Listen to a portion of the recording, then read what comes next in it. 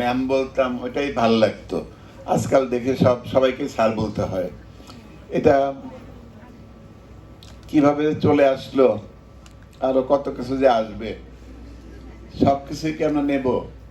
যা কিছু ভালো কল্যাণকর তা তো আমরা নিতেই পারি, আর যা কিছু আমাদেরকে খারাপ দিকে নিয়ে যেতে পারে তাকে আমরা নেব, নেওয়া তো ঠিক হবে না।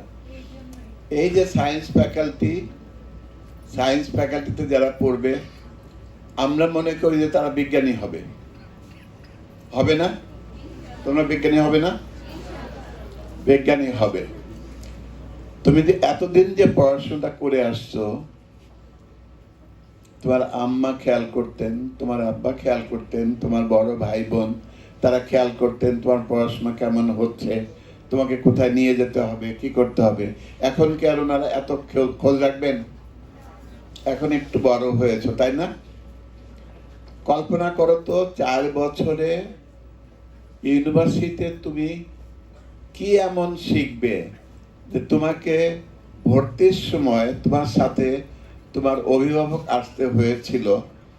4 বছর পরে তুমি যখন এখান থেকে বের হবে অনার্স ডিগ্রিটা নিয়ে, তখন সমাজের যে কোনো জায়গায় তোমাকে একলা একলাই তুমি যেতে পারবে এবং তোমাকে রিসিভ করার জন্য লোকজন থাকবে, তোমাকে অ্যাকসেপ্ট করবে একটা সুন্দর প্রোডাক্ট হিসাবে, মানব সম্পদ হিসাবে। কি বলো, ঠিক না?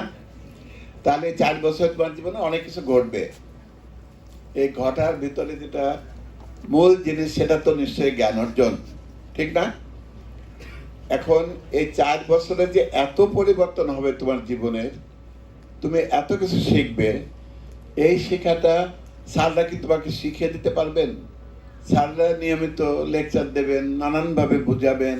এই যে ব্লুমস ট্যাক্সোনমি থেকে বললেন, ওগুলোর নাম শুনছো কিনা আগে জানি না, শুনেছো নাকি? যে সাইকোমোটর কি কি বললেন না, অ্যাফেক্টিভ শুনলা না?